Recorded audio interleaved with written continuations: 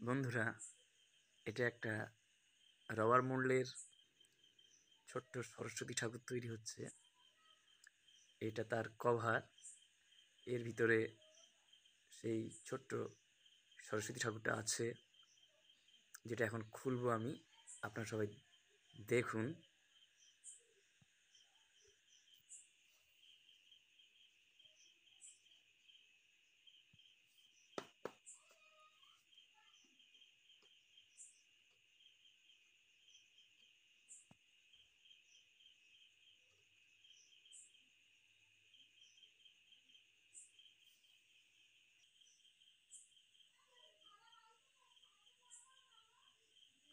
এই খোলা হয়েছে, এবার রবারটাকে ছাড়াবো।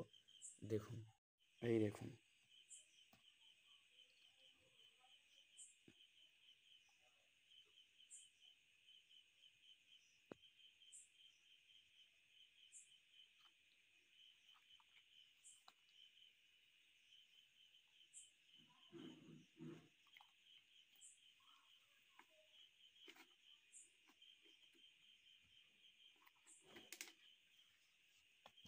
এই রবার মোল্ড, এই রবারটা বেরিয়ে গেল।